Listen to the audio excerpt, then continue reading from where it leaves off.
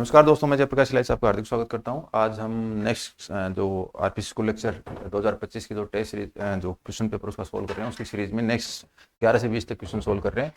तो 11वां क्वेश्चन, यदि आर सदिश एक सदिश है तथा ए सदिश बी सदिश अजर सदिश हो तो निम्न सर्वसमीकरणों में से कौन सी सत्य नहीं है? सत्य नहीं है। ठीक है, तो सत्य नहीं है ये पूछा है कि कौन सी फॉल्स है। तो सबसे पहले तो मैं कहूँगा कि इस पेपर के टॉप, अगर कोई कहे कि इस पेपर में टॉप 10 क्वेश्चंस जो आपके टफ बताओगे तो उनमें से एक क्वेश्चंस मैं इसको भी शामिल करूंगा। ठीक है। दूसरा क्या है कि अगर एग्जाम ने इस क्वेश्चन को बनाया दिया है एग्जाम में, तो उसका मतलब उसकी कोई अप्रोच हो सकती है, लेकिन मेरे तो ये अप्रोच से बाहर क्वेश्चन है। अप्रोच से बाहर क्यों है कि या तो कुछ इसके रिजल्ट ऐसे होते हैं जो वेक्टर में जो मुझे नहीं आते, कि इस टाइप से भी, क्योंकि मैंने इस पर कभी कोई डीपली काम किया नहीं है तो इसलिए मुझे आता नहीं है। या फिर कोई ऐसा कोई रिजल्ट का तरीका है कि आप इतने रिजल्ट एक साथ 1 मिनट में कर सकते हो, तो काबिल तारीफ है। या फिर एग्जामिनर ये उम्मीद कर रहा है कि भैया ना ये रिजल्ट बच्चे को आता होगा कि यहाँ पे टू नहीं आता, तो इसका मतलब ना वो उसको फिर क्या करेगा, इसको देखते ही कर देगा कि ये एक सत्य नहीं है। ठीक है। तो लेकिन मेरे हिसाब से ना ये क्वेश्चन है ना टफ ऑफ द पेपर। ऐसे क्वेश्चन करने के बाद में आप ये कह सकते हो कि वेक्टर कैलकुलस है ना वो इतना ईजी भी नहीं है। किसी बच्चे ने इसका आंसर सही किया है और तो बहुत अच्छी बात है। ठीक है। तो एक सही लेवल तक पढ़ाई करने के बाद में ये क्वेश्चन भी सही है, ये भी सही है, ये भी सही है, लेकिन ये थोड़ा सा लेवल से क्या हो गया, बाहर हो गया। और इन तीन में अगर किसी को भी एक का भी कंफ्यूजन है तो फिर क्वेश्चन पेपर में अटेम्प्ट करना थोड़ा मुश्किल हो गया। और इनमें कंफ्यूजन होना स्वाभाविक है कि ए क्रॉस बी आएगा, बी क्रॉस ए आएगा, या माइनस आएगा, प्लस आएगा, या टू आएगा, नहीं आएगा, ऐसा दिमाग में जाके क्लिक कर सकता है। सबसे अच्छी बात है उसने एग्जामिनर ने इजी रिजल्ट भी दिया।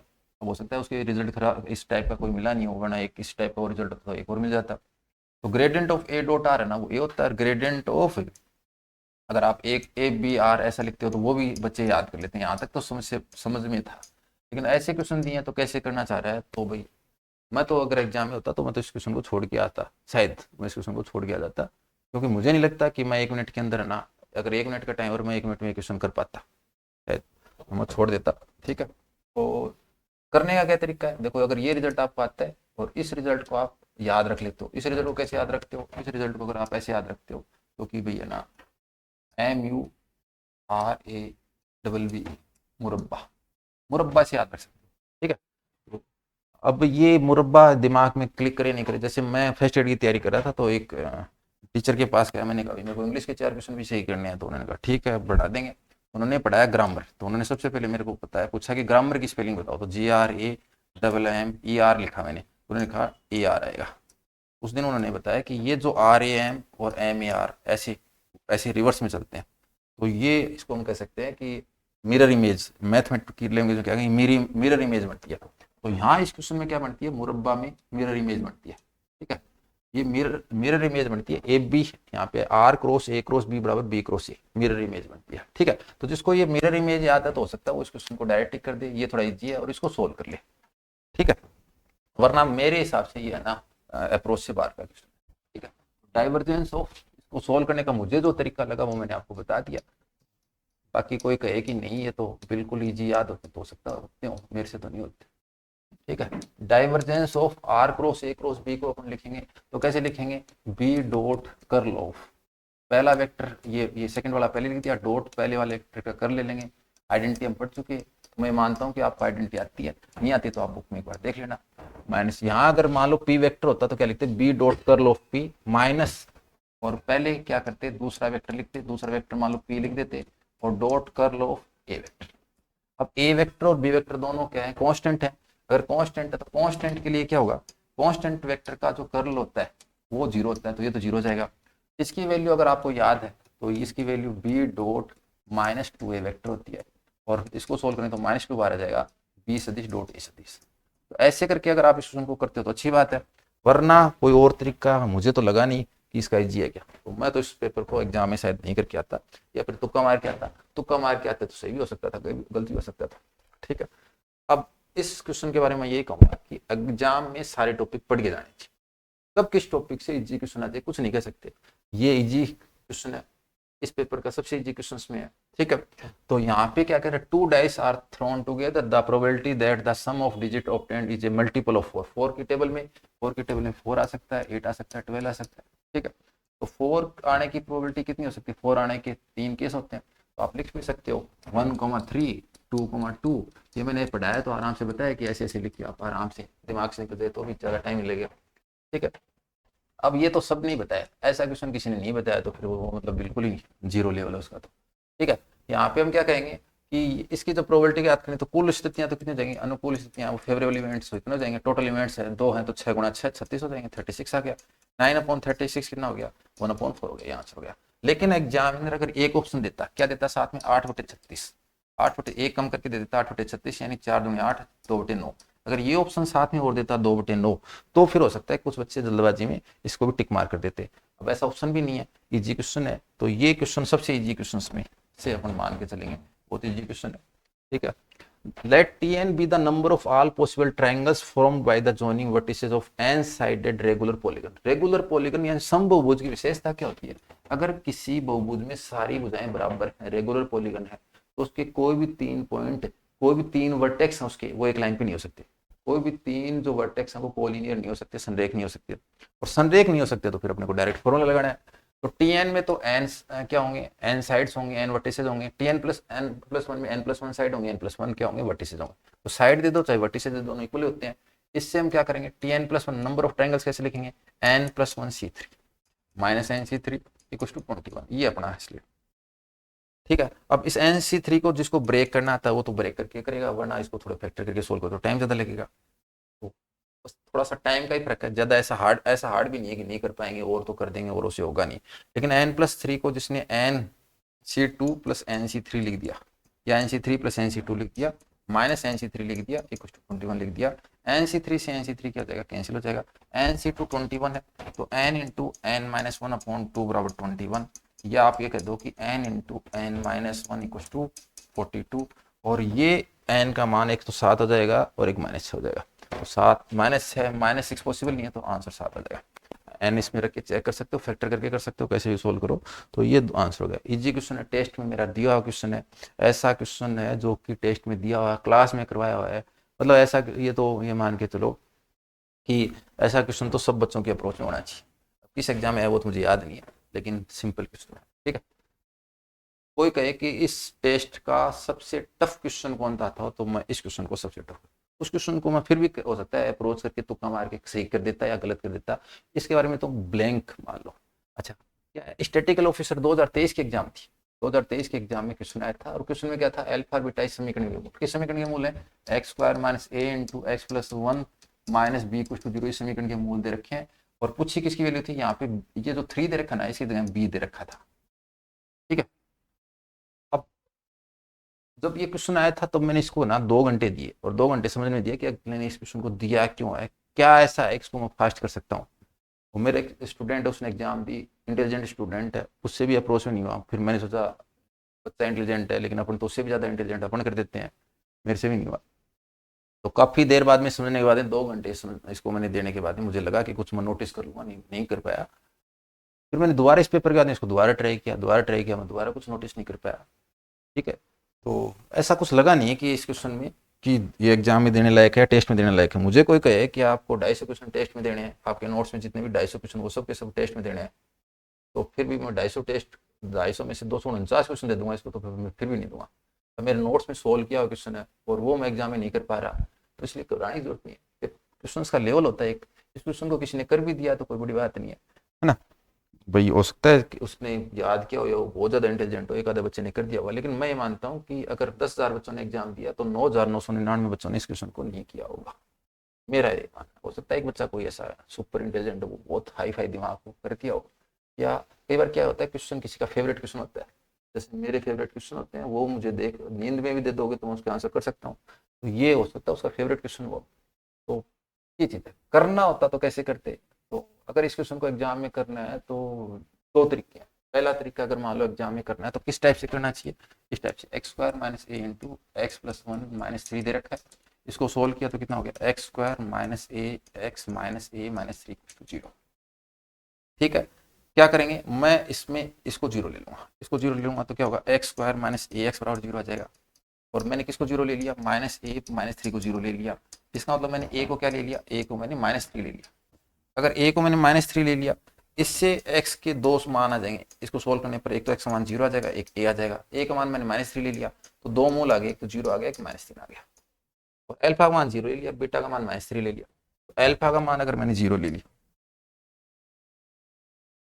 ठीक है, अगर अल्फा का मान मैंने 0 ले लिया और बीटा का मान क्या ले लिया मैंने, -3 ले लिया, तो ये वैल्यू पुट करके अपने इसका आंसर निकालेंगे। अब अल्फा का मान अगर आपने 0 ले लिया तो यहाँ पे 0 पुट किया तो 0 + 0 + 1, 0 + 0/3, ठीक है। बीटा का मान मैंने कितना लिखा है, -3, तो -3 का स्क्वायर 9 और -3 का 2 माइनस का 6, 9 - 6 यानी 3, तो बीटा स्क्वायर प्लस 2 बीटा 3 हो जाएगा। तो अगला जो स्टेप है वो कितना हो जाएगा, 3 आएगा, 3 + 1 और बटे 3 + 3, इसको सोल्व किया तो 1/3 + 4/6, 1/3 + 2/3, 1/3 और 2/3 1 होता है, तो 1 इसका आंसर हो जाए। तो मुझे जो अप्रोच सबसे ठीक लगी वो ये लगी, बाकी अगर कोई आपको और अप्रोच भी आती है तो आप देख लेना, ठीक है। हाँ, लेकिन मैं तो वास्तविकता बताती कि क्वेश्चन है ना। अब इसीलिए देखो, ये कोई कहते हैं कि एब्स्ट्रैक्ट अलजेब्रा हार्ड है, कोई कहता है प्रोबेबिलिटी हार्ड है, मैं कहता हूँ एब्स्ट्रैक्ट अलजेब्रा में ये क्वेश्चन तो पता नहीं 50 बार आ गया। अब मैं सोच रहा था कि अब तो ये हमारे टाइम में क्वेश्चन आते थे, अब तो आने बंद हो गए होंगे, अब भी ये क्वेश्चन आ रहे हैं, इसके जनकों की संख्या कितनी है। ये क्वेश्चन जिसने गलत कर दिया वो तो तैयारी करके ही नहीं जा रहा है, ये मान लो वो तो नींद में जा रहा है। इनफाइनाइट साइक्लिक ग्रुप है, नंबर ऑफ जनरेटर 2 होते हैं, ठीक है। सबसे सिंपल क्वेश्चन, तो एक हार्ड क्वेश्चन आते सिंपल क्वेश्चन दिया, ये भी अच्छी बात है, वरना एक क्वेश्चन और हार्ड दे देता, इसको क्या फर्क पड़ता है, हार्ट अटैक आता तो बच्चे को आता, ठीक है। ऐसे पेपर से हार्ड क्वेश्चन से 2-4 क्वेश्चन हार्ड दे दो, बच्चा डिप्रेशन चल जाता है, वो अपनी तैयारी भूल जाता है, अपनी क्षमता भूल जाता है कि मेरी में कैपेसिटी कितनी है। अगला देखो, यदि एक परवलय के शीर्ष तथा नाभि क्रम से 0,0 तथा 0,3 है, तब परवलय का समीकरण क्या है। तो शीर्ष कितना दे रखा है, अगर हम बात करें यहाँ पे शीर्ष 0,0 दे रखा है, नाभि क्या दे रखी है, नाभि 0,3 दे रखी है, 0,1, 0,2, 0,3 दे रखी है, और शीर्ष हमेशा नाभि को घेर के रखता है। इसका मतलब परवलय का मुंह किसी तरफ होगा, ऊपर की तरफ होगा, और ऊपर की तरफ है तो x² बराबर 4ay होगा, ठीक है। अब यहाँ पे नाभि क्या है, 0,3 है, इसका मतलब a का मान 3 दे रखा है, a का मान 3 रख देंगे, तो x² बराबर 4 × 3 × y। तो एक और सिंपल क्वेश्चन, ठीक है। अब मैंने वीडियो में कहा भी है, मेरे ऑनलाइन कोर्स में भी कहा है कि आपको कोई कहे कि 2D हार्ड है तो मैं कहूँगा नहीं है, मैं इसलिए कहता हूँ 2D हार्ड, ठीक है। मुझे 2D से ज्यादा हार्ड कौन लगता है, समाकलन गणित लगती है, ठीक है। कोई पूछे कि इंटीग्रेशन हार्ड है या 2D हार्ड है 11th 12th में, मैं कहूँगा इंटीग्रेशन हार्ड है, ठीक है। अब उसका रीजन मैं बता दिया कि आप कैसे, अगर 2D का हार्ड क्वेश्चन आता है, इंटीग्रेशन इजी क्वेश्चन आता तो भी मैं 2D को इजी बताता, ठीक है। 2D हार्ड होने के पीछे बस एक ही रीजन है कि सर्कल का टॉपिक बहुत बड़ा दे रखा है, बाकी 2D में कुछ ऐसा है नहीं। यहाँ पे हम देखें तो यदि ax² - by² + 3z² + 2 × a + lambda × xy - b + 1 × z - a = 0 गोले का समीकरण, तो इसकी त्रिज्या क्या होगी। गोले के समीकरण में क्या होता है, x² y² z² के कोएफिशिएंट इक्वल होते हैं, तो पहला तो क्या होगा, a बराबर -b बराबर 3, यानी a की वैल्यू 3 हो जाएगी, b की वैल्यू -3 हो जाएगी। इससे हम क्या कह सकते हैं कि a बराबर तो है 3 और b बराबर कितना है, -3, ये लिखा है, ठीक है। दूसरा क्या कह रहा है कि एक्स वाई का पद होना नहीं चाहिए, एक्स वाई का पद नहीं होना चाहिए, तो या तो ये 0 या ये 0, 2 0 होता नहीं है, तो a + लैम्डा 0 होना पड़ेगा। तो अगली कंडीशन होगी a + लैम्डा 0, a + लैम्डा 0 तो लैम्डा की वैल्यू -a होनी चाहिए, और a का मान हमने अभी सोल्व कर लिया, a का मान सोल्व कर लिया तो वो कितना है, 3 है, तो ये -3 हो गया, लैम्डा की वैल्यू भी -3 आ गई, ठीक है। और b और a है वो हम निकाल ही चुके, अब सबकी वैल्यू पुट कर दो, सबकी वैल्यू पुट कर दो, तो a की वैल्यू 3 पुट कर दी, तो ये 3, इसको सोचने की जरूरत नहीं है, गोला है तो 3 कॉमन आएगा, x² + y² + z² हो गया। यहाँ ये पद हट गया, b की वैल्यू -3 पुट की तो -3 + 1 -2 और -4 प्लस से गया तो प्लस का 2z और माइनस का a माइनस का 3 ऐसे लिख दिया। अब अगर आप इस क्वेश्चन को अगर सोल्व करते हो, एक बार इसको भूल जाओ और इसको x² + y² करके और अपन वो दूसरा फॉर्मूला काम में ले लेंगे, रेडियस का 1/a इंटू रूट के अंदर u² + v² + w² माइनस का ad, ठीक है। एक तो 3 से डिवाइड करके भी कर सकते हो, लेकिन मैं ज्यादा इसको प्रेफर करूंगा। अगर यहाँ पे 3 दे रखा है, सोल्व नहीं हो रहा, आंसर में भी बट्टे में 3 दे रखा है, आंसर में बट्टे में 3 दे रखा है, यहाँ 3 दे रखा है, यहाँ 3 दे रखा है, यहाँ भी √3 दे रखा है, तो मैं इसको प्रेफर करूंगा, ठीक है। तो इस क्वेश्चन में a की वैल्यू तो 3 है, अच्छा u कितना है, तो यहाँ पे ये तो वैल्यू होगी 1/3 हो गया, ठीक है। वैसे तो मॉडुलस ये आना चाहिए, लेकिन a पॉजिटिव है तो दिक्कत ही नहीं है।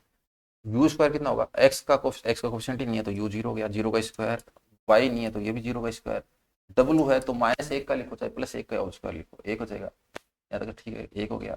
और -a की वैल्यू हमने 3 लिखी है, ठीक 3 लिखी है, और इनटू में -3, ठीक है। सोल्व करने पर कितना हो जाएगा, 1/3 गुणा ये हो जाएगा 1 + 9 √10/3, √10/3। ठीक है। इस क्वेश्चन में दिक्कत क्या हो जाती है, अगर आप इसको छोड़ के फिर इसको सोल्व करके ये 3 का भाग और ये मल्टीप्लाई करना, कई बार सोचते हैं कि 3 का भाग देने पर यूज था या 3 का भाग नहीं देने पर यूज था, तो जिनके कन्फ्यूजन होता है ना, उसको ये फॉर्मूला अप्लाई करने की जरूरत नहीं है। उनको सीधा क्या करना, पहले 3 से डिवाइड करना, उस हिसाब से करना। जिसका कॉन्सेप्ट स्ट्रॉन्ग है, दिक्कत नहीं है दिमाग में, वो हिसाब से। किसका क्वेश्चन है, अगर आप कहोगे तो टेंसर का क्वेश्चन है। अगर आप ऑनलाइन मेरा टेस्ट लिया है तो टेस्ट में क्वेश्चन नंबर 25 दे रखा है, और क्वेश्चन नंबर 25 में ये दे रखा है, उसमें मैंने के और के वन के जगह एफ और जी ले रखे हैं। यहाँ पे एफ और जी की बजाय के और के वन है। सेम क्वेश्चन है, 0,2 ऐसे ही 0,2 दे रखा है, ऐसे ही नॉट इक्वल टू 0 दे रखा है। सेम क्वेश्चन है, लेकिन वो क्वेश्चन करेक्ट था, ये इनकरेक्ट है। ठीक है, तो यहाँ पे क्वेश्चन डिलीट है, इसलिए इसको डिस्कस नहीं कर रहे। क्वेश्चन क्या है कि जो क्वेश्चन लगता है कि अप्रोच में है या आना चाहिए, उसको तो हम टेस्ट में दे देते हैं, उसको तो छोड़ते ही नहीं है। ठीक है, क्वेश्चन जो अप्रोच से बाहर है उसको बात अलग है। ये क्वेश्चन देखो भाई, इनफाइनाइट सीरीज दे रखी है, 1 + 3/2 + 2y ऐसे करके दे रखा है। तो अगर इसका आप n वापस लिखोगे, इसको अगर हम लिखते हैं तो उसको हम लिख सकते हैं 2n-1 फैक्टोरियल, ऐसा लिख सकते हैं, सिग्मा करके ऐसा कुछ करके लिख सकते हैं। ठीक है, 2n अलग है, -1 ऐसा लिखा। ठीक है, ये हमने लिखा। अब मैंने ये अपने ऑनलाइन कोर्स में समझा रखा है, और मैंने क्लास में ये, पहले इसको दोनों अलग कर देते हैं, सिग्मा 2n/फैक्टोरियल माइनस सिग्मा 1/फैक्टोरियल।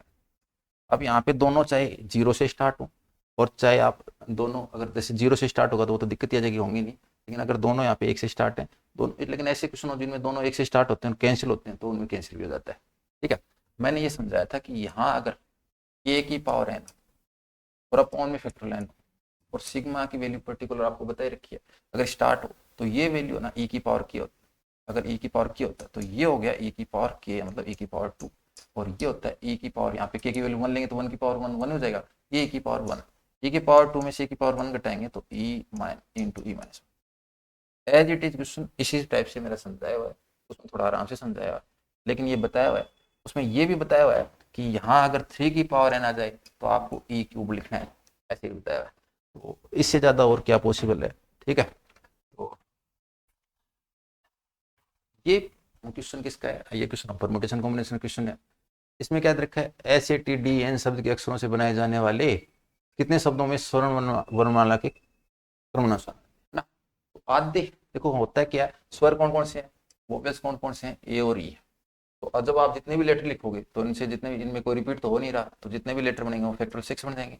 उनमें से आद्य तो क्या होंगे, आद्य तो किसके अनुसार होंगे, अल्फाबेटिकली ऑर्डर में, है ना।